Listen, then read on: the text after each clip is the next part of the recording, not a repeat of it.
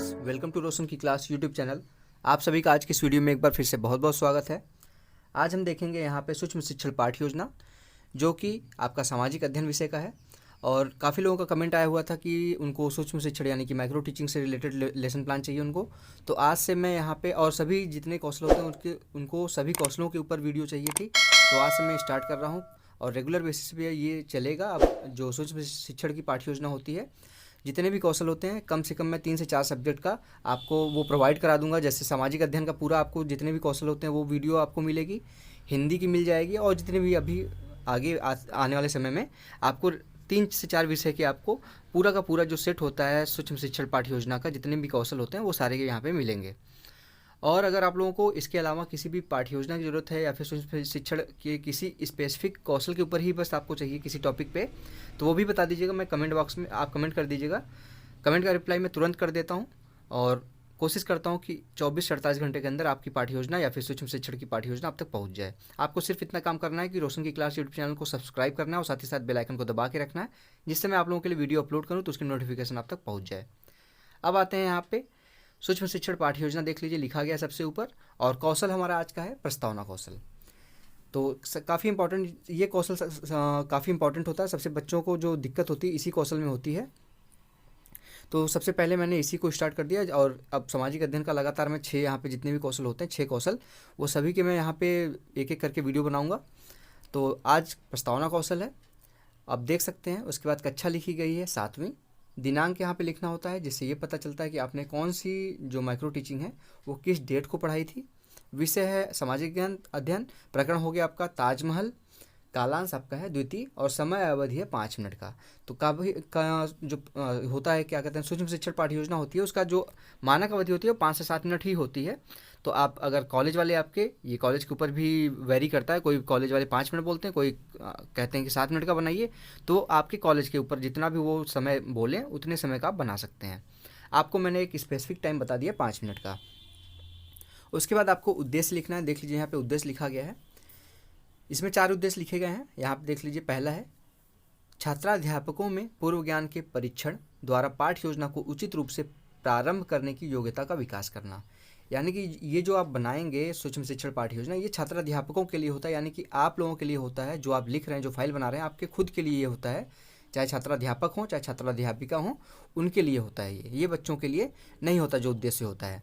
अब यहाँ पे देख लीजिए, यहाँ पे दूसरा यहाँ पे उद्देश्य लिखा गया, छात्राध्यापक में विभिन्न कथनों को उचित क्रम में प्रयोग करने की योग्यता का विकास करना। यानी कि जो यहाँ पे आप बनाएंगे प्रस्तावना प्रश्न अपना, उसको उचित क्रम में आप प्रस्तुत करेंगे। नहीं, ऐसा नहीं होना चाहिए। प्रस्तावना प्रश्न में एक चीज़ ध्यान दीजिएगा कि प्रस्तावना प्रश्न जो बनाया जाता है उसमें 2-3 चीज़ें ध्यान दी जाती हैं। यानी कि पहला यहाँ पे मैं बता रहा हूँ, प्रश्नों के क्रम में क्रमबद्धता होनी चाहिए, जो इसमें दूसरे उद्देश्य में आपको दिख रहा है।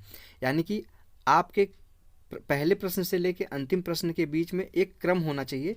ऐसा नहीं कि ज़बरदस्ती आप अपना प्रस्तावना प्रकरण निकलवाने के लिए ज़बरदस्ती का कोई प्रश्न वहाँ पे इंक्लूड कर दिए हैं। पहले प्रश्न का कोई मतलब दूसरा जा रहा है, दूसरे प्रश्न का कुछ अलग जा रहा है, और लास्ट तक जाते जाते आप प्रकरण निकलवाने के लिए वहाँ पे इस तरीके से मोड़ दिए हैं अपने क्वेश्चन को। ऐसा नहीं होना चाहिए। आप इसी तरीके से शुरू से लेके जाएंगे लास्ट तक, जिस तरीके से क्रमबद्धता प्रतीत हो उसमें। और इसमें दूसरी बात और एक होती है, मैं खुद से आपको बता दूं और कोई नहीं जल्दी नहीं बताता। इसमें मिनिमम 3 प्रश्न पूछ के आप अपना प्रकरण निकलवा सकते हैं, और मैक्सिमम 5 से 6 प्रश्न पूछा जा सकता है अपना प्रकरण निकलवाने के लिए प्रश्न। और प्रकरण निकलवाने के लिए ज़रूरी नहीं कि आप प्रश्न ही पूछिए, प्रश्न के साथ साथ आप कोई चित्र बना के ले जाएं, कोई चार्ट बना के ले जाएं, कोई श्यामपट्ट पे कोई चीज़ लिख के आप बता दें बच्चों को, जिससे बच्चे समझ सके कि उनको क्या आंसर देना, उसको देख के वो आंसर बोल सकें उस चीज़ को। अब आते हैं तीसरे यहाँ पे उद्देश्य की तरफ। तीसरा उद्देश्य देख लीजिए, छात्राध्यापकों में अधिगम के प्रति प्रेरणा उत्पन्न करने की योग्यता का विकास करना। यानी कि छात्राध्यापक जो हैं वो अधिगम के प्रति उनके अंदर प्रेरणा उत्पन्न हो कि उनको कैसे अधिगम कार्य कराना है। ये नहीं होना चाहिए कि वो उस चीज़ को उसमें रुचि न लें और बोरिंग तरीके से अधिगम कार्य प्रारंभ कर दें। अगर बोरिंग तरीके से करेंगे तो बच्चे सीख नहीं पाएंगे। और आप अगर कोई उद्देश्य, आप टीचर हैं तो आप नहीं चाहेंगे कि आप अगर 40 मिनट की क्लास ले रहे हैं कोई किसी क्लास में, तो बच्चे बिना सीखे ही 40 मिनट अपना वहाँ पे ख़राब कर दें। चौथा देख लीजिए, यहाँ पे उद्देश्य है छात्राध्यापकों में सीखी गई विषय वस्तु एवं सीखने योग्य विषय के मध्य उचित संबंध बनाने की योग्यता का विकास करना। यानी कि जो छात्राध्यापक हैं, कुछ चीज़ें वो पूर्व ज्ञान के, उनके अंदर कुछ पूर्व ज्ञान होगा, उससे वो कुछ सीखे होंगे, और कुछ ऐसी चीज़ें होंगी जो उनको अभी स्टार्ट की हैं आप अपना सूक्ष्म शिक्षण, तो उनको आगे चल के डेली बेसिस पे कुछ ना कुछ सीखना होगा। तो ऐसा योग्य उनको बनाना कि वो दोनों में सामंजस्य स्थापित कर सकें, अपने पूर्व ज्ञान से वर्तमान के ज्ञान को जोड़ सकें। अब आता है आपका पूर्व ज्ञान हेडिंग। पूर्व ज्ञान हेडिंग में आपको लिखना होता है, जैसे कि अगर आप कोई टॉपिक बच्चों को पढ़ा रहे हैं तो उसके बारे में सामान्य जानकारी बच्चों को होनी चाहिए। अगर नहीं है तो उसको ऐसा क्वेश्चन बनाइए कि उनके पूर्व ज्ञान के ऊपर डिपेंड हो। ऐसा नहीं कि आप उनको कक्षा 6 के बच्चे को आप कक्षा 10 की चीज़ें पूछ लीजिए, ऐसा नहीं होना चाहिए। छोटे बच्चे हैं अगर, तो छोटे बच्चों के हिसाब से उनके पूर्व ज्ञान के अनुसार ही क्वेश्चन बनाइए। बड़े बच्चे हैं तो उनके पूर्व ज्ञान के अनुसार आप प्रश्न बना सकते हैं। यहाँ पे देख लीजिए लिखा गया पूर्व ज्ञान में छात्र ऐतिहासिक इमारतों के संबंध में सामान्य जानकारी रखते हैं। अब यहाँ पे ऐतिहासिक इमारतों के बारे में सामान्य जानकारी रखने से मतलब ये है कि बच्चों को आपको प्रकरण आपको पढ़ाना है। आज का जो टॉपिक है वो ताजमहल है, तो बच्चों को अगर ऐतिहासिक इमारतों के बारे में पता ही नहीं होगा तो उनको आप प्रकरण निकलवाएंगे कैसे आप अपना। इसलिए बच्चों को सामान्य जानकारी कक्षा 6 में है, 7 में है, कक्षा 7 के लिए आप बना रहे हैं तो उनको इतना तो पता होगा जो भारत में जो कुछ इमारतें हैं ऐतिहासिक, उनके बारे में तो नॉलेज थोड़ी बहुत होगी ही। अब आता है आपका निरीक्षण तालिका। ये आपके जो फाइल आपको मिलेगी सूक्ष्म शिक्षण पाठ्य योजना बनाने के लिए, अगर नहीं मिली है तो इस तरीके से आपको तालिका बनानी पड़ेगी। अगर ऑलरेडी कॉलेज वाले आपको प्रोवाइड कर रहे हैं तो उसमें ये तालिका बनी हुई होगी, जिसमें आपको ये कॉलम देखने को मिलेंगे। क्रम संख्या, कौशल के अवयव, सर्वोत्तम, उत्तम, अच्छा, सामान्य, सामान्य से निम्न। इसमें आपको मतलब ना वो बताएंगे कि आपने जो प्रस्तावना निकालने के लिए कौशल यहाँ पे आपका विकास किया जा रहा है वो किस तरीके से आपने अच्छा किया, उत्तम किया, सर्वोत्तम किया या फिर सामान्य से नीचे किया। इसमें देख लीजिए 5 यहाँ पे अवयव हैं कौशल के। आवाज़ की स्पष्टता, भाव भंगिमा एवं नेत्र संपर्क, यानी कि जो आप बोल रहे हैं, क्लास में पढ़ा रहे हैं, वो आवाज़ बच्चों के लास्ट बेंच के जो उपस्थित है बच्चा उस तक पहुंच रही है कि नहीं पहुंच रही है। आवाज़ में बहुत ज़्यादा लाउडनेस भी नहीं होनी चाहिए, बहुत शोर बहुत तेज़ नहीं होनी चाहिए, बहुत धीमी भी नहीं होनी चाहिए, जिससे बच्चों को पढ़ने में कोई दिक्कत ना आए। दूसरा है यहाँ पे श्रव्य दृश्य सामग्री का प्रयोग, यानी कि आप ऐसी कोई सामग्री का प्रयोग कर रहे हैं कि नहीं कर रहे हैं जिससे बच्चों में उस पाठ को पढ़ने में रुचि आए। जैसे आप कोई अगर चैप्टर पढ़ा रहे हैं उसके साथ अगर कोई चार्ट बना के ले जाएं तो अगर बच्चों को वो चीज़ दिखा के आप पढ़ाएंगे तो उनको रुचि उत्पन्न होगी उस चीज़ को पढ़ने में और आसानी से वो सीख सकेंगे। तीसरा है शिक्षक छात्र अंतःक्रिया, यानी कि जो आप सिखाना चाहते हैं छात्रों को, एक एज ए शिक्षक वो छात्रों तक सही तरीके से पहुंचा पा रहे हैं कि नहीं पहुंचा पा रहे हैं, आप दोनों के बीच में वातावरण सही है, कम्युनिकेशन सही है कि नहीं सही है। चौथा है कथनों की क्रमबद्धता, वही जो है मैंने अभी बताया था स्टार्टिंग में कि प्रस्तावना प्रश्न में आपके क्रमबद्धता होनी चाहिए। और पाँचवा है समयावधि, ऐसा नहीं कि यहाँ पे सूक्ष्म शिक्षण आप बना रहे हैं 5 मिनट से 7 मिनट का तो आप 2 ही मिनट में ख़त्म कर दे रहे हैं, या फिर आप कोई बच्चा होता है वो समय ध्यान नहीं देता, 10 से 15 मिनट 20 मिनट पढ़ाता ही रह जाता है, तो ऐसा नहीं होना चाहिए। आप हर चीज़ समय के अनुसार ही करिए। अगर 5 मिनट कहा गया है तो 4 मिनट 50 सेकेंड से लेके थोड़ा बहुत कम भी होगा तो चलेगा और थोड़ा बहुत ज़्यादा भी होगा 7 मिनट से तो भी चलेगा, लेकिन ऐसा नहीं होना चाहिए कि 5 मिनट से 7 मिनट दिया गया तो आप 2 ही मिनट में ख़त्म कर दीजिए, या फिर 7 मिनट की जगह 15 मिनट ले लीजिए उसी चीज़ में। अब नीचे देख लीजिए, यहाँ पे देखने को मिलेगा आपको पर्यवेक्षक टिप्पणी और पर्यवेक्षक हस्ताक्षर। यहाँ पे पर्यवेक्षक टिप्पणी में मतलब कि आपके बारे में वो यहाँ पे लिखेगा कि आपने कैसा कोई मतलब कोई चीज़ कमी है आपके अंदर तो वो यहाँ पे लिख सकता है और हस्ताक्षर कर देगा। उसके बाद आपका आता है इस चीज़ को आप एक्सप्लेन कैसे करेंगे यहाँ पे प्रस्तुतिकरण में।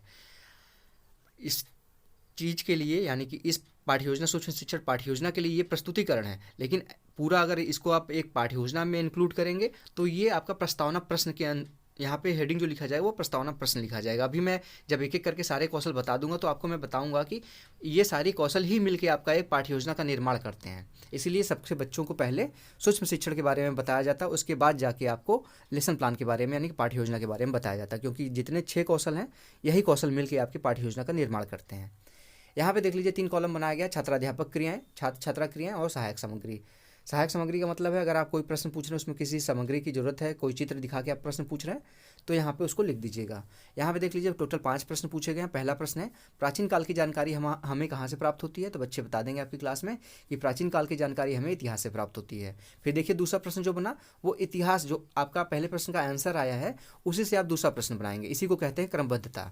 दूसरा प्रश्न देख लीजिए इतिहास में कौन कौन से मुगल सम्राट हुए थे, तो बच्चे बता देंगे इतिहास में जितने भी उनको याद होगा, कोई बच्चा कोई नाम बताएगा, कोई बच्चा दूसरा नाम बताएगा, तो यहाँ पे 4-5 नाम आपको पता चल जाएगा कम से कम, जैसे अकबर हो गया, शाहजहाँ हो गया, जहांगीर हो गया, आदि मुगल सम्राट हुए थे।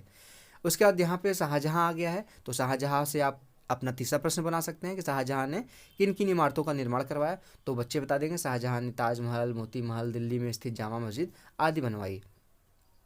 अब यहाँ से आप अपने प्रश्न को बदलेंगे यहाँ पे ताजमहल आपको आंसर मिल गया। तो यहाँ पे आप यहाँ पे चौथा क्वेश्चन बना सकते हैं कि विश्व के 7 आश्चर्य में से, इसमें से जो आपने बताया है, इसमें से कौन सा ऐसा इमारत है जो विश्व में के 7 आश्चर्य में स्थान प्राप्त किया है। तो बच्चे आसानी से बता देंगे, क्योंकि बच्चे कक्षा 6 में हैं, उनको जो ऐतिहासिक इमारतें हैं उनके बारे में सामान्य जानकारी है।